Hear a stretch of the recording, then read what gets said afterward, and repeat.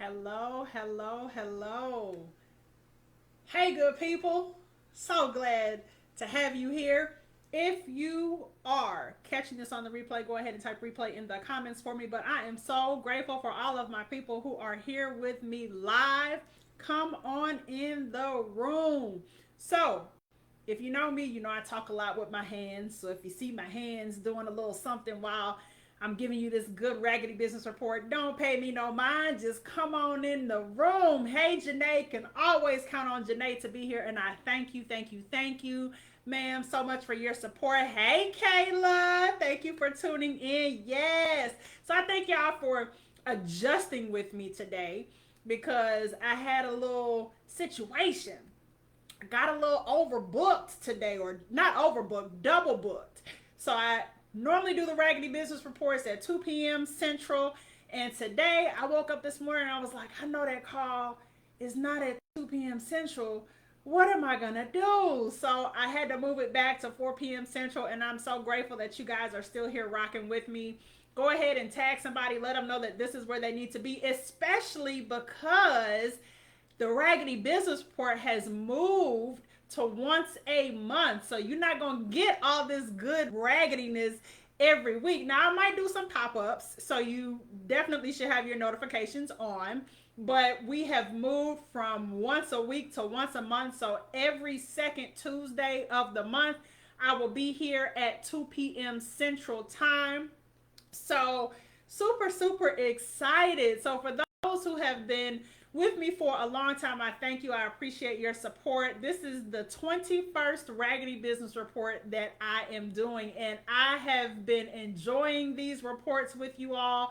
For people who are new and have never caught the Raggedy Business Report, what is it? Well, let me tell you, it is a little bit of gossip, right? I talk about business practices that I have experienced, in most cases, that I have experienced that have really been subpar. Poor service is just rampant these days, right? With businesses, and that's very unfortunate because there's no shortage of no shortage of places for us to spend our money. And so, people don't have to stay with you. They don't have to continue to bring their business back to you time and time again. And so the Raggedy Business Report is me giving you a raggedy story. So a situation where I encountered some raggedy business practices, and I don't just tell you the story, I give you some things that you can take away and implement in your business as well to keep your business from being raggedy. Because if you are doing raggedy business and you do it often enough, then you're not going to have a business for very long because nobody wants to be treated in a raggedy manner.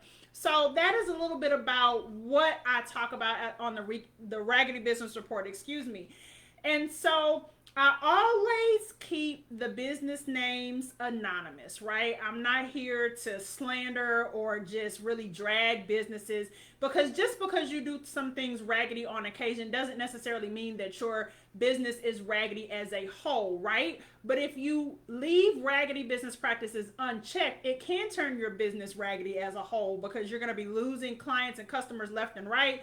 And that's not good for business because you need people to buy from you, because if they're not buying from you, you don't have a business, right? So I always leave the names and everything anonymous. But today I am breaking that rule. I am naming the company this time, and I'm going to tell you why. There is a good reason why I am doing that, but I am naming them because they need to be put out, and because I don't want anybody else to experience something or experience what I experienced, right? And I have since learned, well, I'll get into that in a minute, but yes, I'm naming them today. But the most important thing is that I always give you things that you can take away and put into action in your business to make sure that you are not doing raggedy business. For those who are new to me or unfamiliar with me, my name is Candice Washington, also known as the Client Curator, and that is because I help my clients to earn more money from the clients that they already have. So all these business owners are out here running after, chasing after new clients, and that's cute. But if you want to work smarter and not harder, you will focus on the clients that you already have. I develop data-driven strategies for my clients to be able to earn more from the clients they already have, so they can not have to stress about always finding new clients, not have to always be chasing new clients, spending as much on marketing, trying to attract new clients, and all of those things. And so that is what I do. If you would like more information about how you can work with me, go ahead and shoot me a DM. Also, if you have a Raggedy experience that you would like for me to talk about on the Raggedy Business Report, go ahead and shoot me a DM as well, so that I can tell you how to do that, because I don't only talk about my experiences. There have been some Raggedy Business Reports that I have shared the experiences of other people. And so if you have a Raggedy story that you would like for me to talk about, go ahead and shoot me a DM so I can let you know how you can send me that information. So let's see. Time for the Raggedy Business Report of today. Okay, so I done already told y'all I'm naming the company today, right? Because I do not want this to happen to anyone. And I have since found out that something like this, what I'm going to share with you, happened to someone else that I know, a friend of mine, happened to her on Saturday. This just happened to me last week, so this is real fresh, right? This was just Thursday night, so this was 4 days ago. And the same thing happened to her on Saturday. I have other friends that they said this has happened with them too. Straight raggedy. So, y'all might know. We got some more people in here. Let's see. Let me give some shout outs before I get into this. Hey, Shauna. Hey, Tashana. Hey, Sharita. All right. Got the crew in the house today. Okay, so people who are connected with me on social media, particularly on my personal page, may know that I took a little trip last week. I went to Florida to see some of my friends from college, and I had a good old grand old time. Kayla is on here. Kayla, I just love y'all, and I thank y'all for having me. I will be back. We need to talk about that. But had a good old time with my friends. Went to Florida, had a good time. So Kayla and her husband have 2 boys, and they are involved in like Little League Baseball. I don't know if that's what you call it at that age, but that's what I liken it to. So the week was full of baseball practices and games in the evening. I had a good old time. It was so fun to see my friends as family folks, because these are friends from college. And so I'm just looking the whole week like, dang, y'all really got a whole family. Like, gosh, we cooking and eating dinner together. We going to baseball practice. Like, I ain't nobody mama yet. So this was like, I was living it up, just observing and being a part. And it was a lot of fun, right? Well, my flight left on Thursday evening for me to come back home. And they could not take me to the airport because the boys had games. I think they both had games that night. So, bet, cool. I said, you know what? My flight is at 8:45. I'll leave the house at about 7 o'clock. I have clear and pre-check, so it don't never take me no time to get through security, because I don't have to come undone like everybody else does. Don't have to take my laptop out, take my shoes off, take my belt off, all of that, right? So if I leave at about 7 o'clock, they only live about 25 minutes from the airport. Should be cool. So what did I do? I scheduled, and here's where I'm naming the company today. I scheduled an Uber to pick me up. About 5:30, I didn't even know that you could schedule Ubers, right? But I went in the app, I was like, oh, bet this will work, because I can pick the time that they're going to come pick me up, perfect. So I scheduled an Uber to pick me up at 7 o'clock. So what Uber does is it gives you a window. The driver will be there between 7 and 7:10. So it gives you a 10-minute window. Bet, that's perfect. Even if it doesn't come until 7:10, I still got plenty of time, right? Cool. So about 7 o'clock, well, about 6:55, because I'm a punctual individual, I go outside, waiting out at the garage, waiting for the Uber to pick up. I keep checking the app, and I still can't see the little driver person on the map, but I'm like, okay, maybe their operation is a little bit different. I ain't never scheduled an Uber before, so, okay, this is new territory. Maybe it's a little bit different. Cool. Waiting. The neighbor across the street is talking to me. Yeah, where are you from? And all of this. Very nice man. So I'm just standing outside with my suitcase, just waiting for the Uber. 7:10 come, don't see no Uber. Then I get a notification on my phone that my Uber ride has been canceled.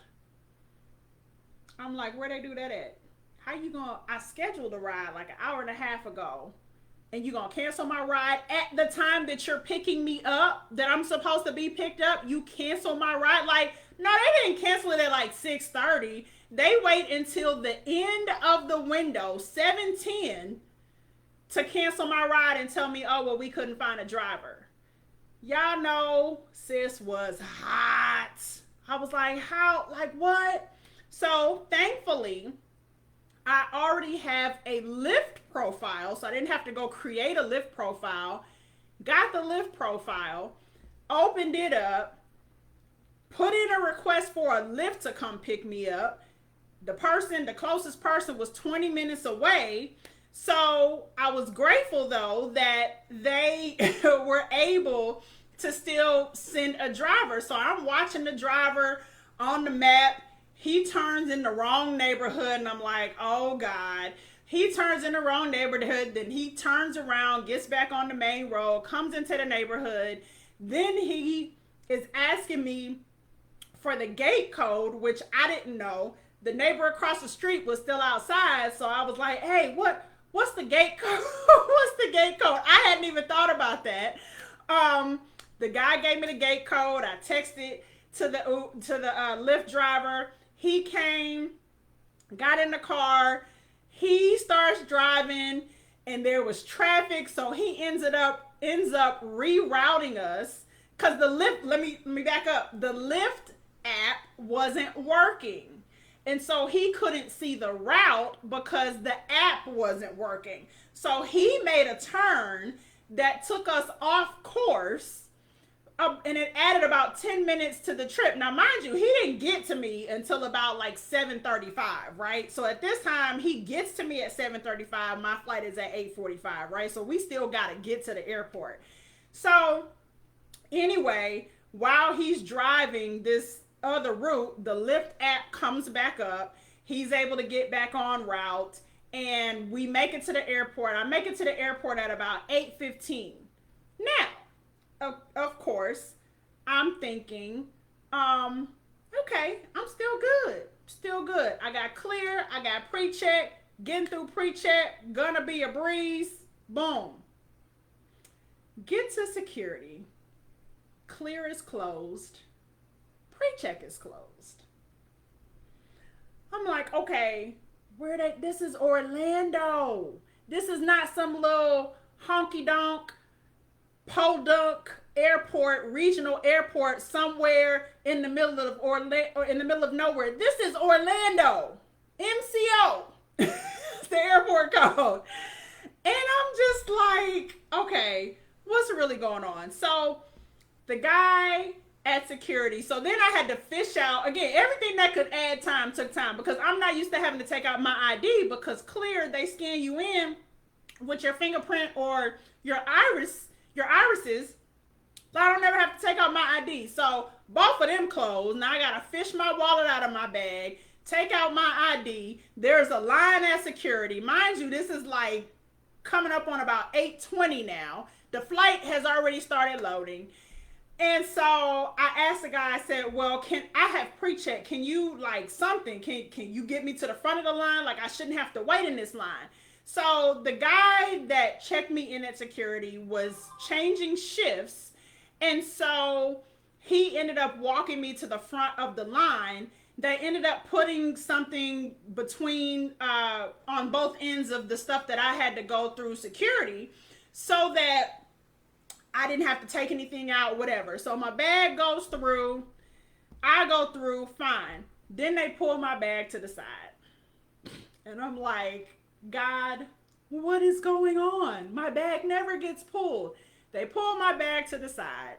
And then they take their merry little time, like having somebody come over to open it and find whatever's wrong. And I'm like, can y'all, like, my flight is loading. Can y'all, they're boarding.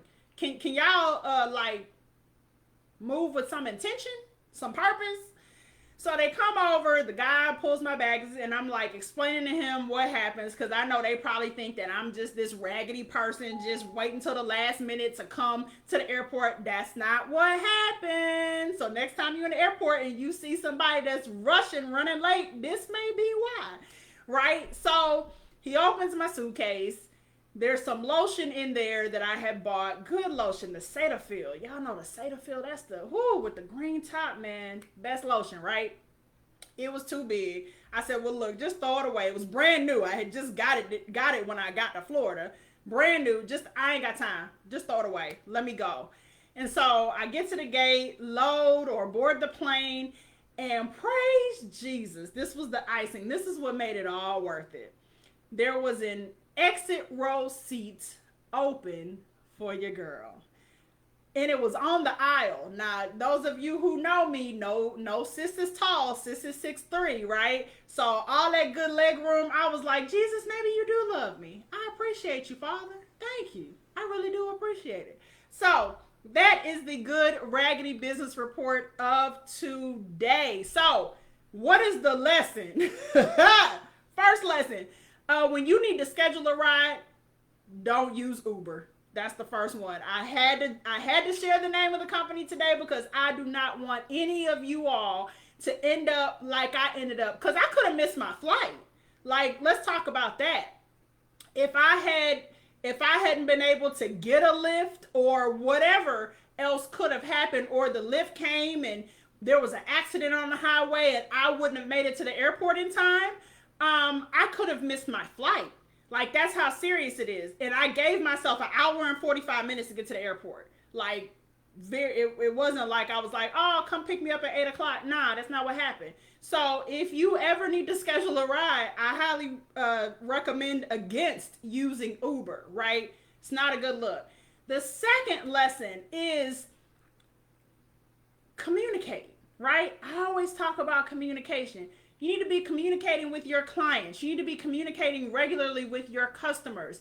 If Uber was having a hard time finding a driver, they should have sent me that notification 6:30, maybe 6 o'clock. Again, I had booked the Uber an hour and a half before I needed it to pick me up. It wasn't like I just booked it at 6:50 and wanted it to be there at 7 o'clock. They had an hour and a half to find me a driver. And if they couldn't, cool. But then you notify me so that I have time to make other arrangements. Because like I said, what would have happened if Lyft wouldn't have been able to pick me up, or if they would have been late, or any number of things. So you always need to be communicating with your clients and your customers regularly to keep them updated on whether it's a project, whether it's something that you are making or creating for them, whether it's, how you're progressing on a deliverable. You always need to make sure you are communicating consistently and regularly with your clients and customers, so that if something does come up and they need to find a replacement, or they need to fill in a gap somewhere, they have the opportunity to do that in a way and in a manner that is not going to negatively impact them, right? Because this right here, Uber is never going to be my default again, real talk. Like, whenever I travel, if they have an Uber, I've always chosen Uber over Lyft. But after this experience, Uber, y'all right down there with Spirit Airlines in my book. Like, you didn't move your way all the way down to the bottom because of this one experience. So the other lesson is never underestimate how significant and how impactful one experience is to the decision of anyone to continue doing business with you. People say, oh, loyal clients, and they'll never go anywhere else, and so it doesn't matter how I treat them, or it doesn't matter what level of service they receive. Lies.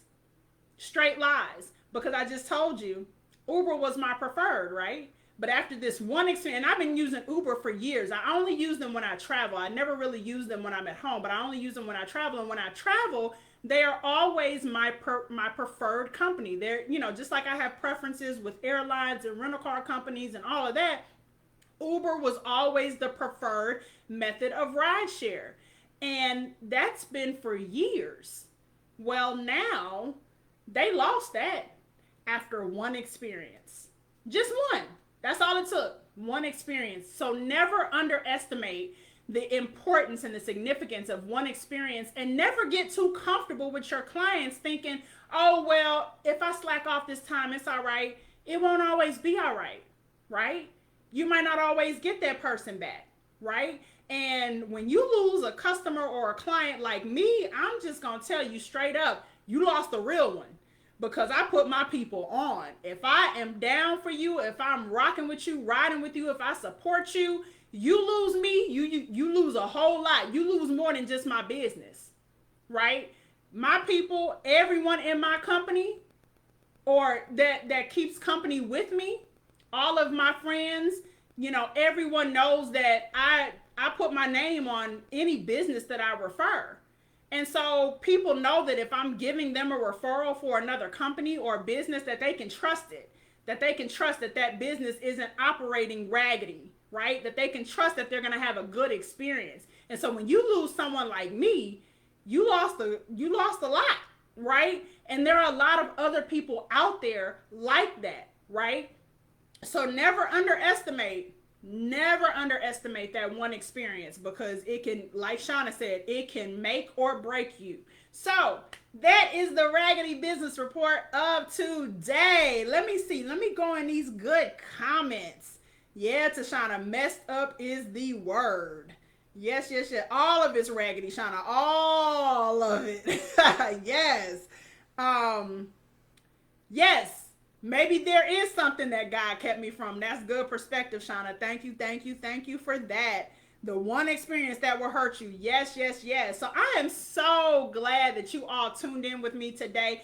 One more announcement. So you know that this weekend I was going to do a virtual training on how to earn an extra 6 figures this year without any new clients. I'm having to move that virtual training to February, Lord Jesus, April 24th. And so if you haven't purchased your ticket yet, I encourage you to do so. You got a little bit more time now. It will be April 24th at 10 a.m. Central Time. How to earn an extra 6 figures this year without getting any new clients. Because remember, chasing after new clients is not the game. That's you on a hamster wheel when you're doing that. That is not the game. That is not where the money resides. Okay, the money resides with the clients that you already have. Trust me on this. I'm gonna show you how and back it up and all of that in that virtual training. So if you have not already registered, go ahead and do that at nonewclients.com. Again, nonewclients.com.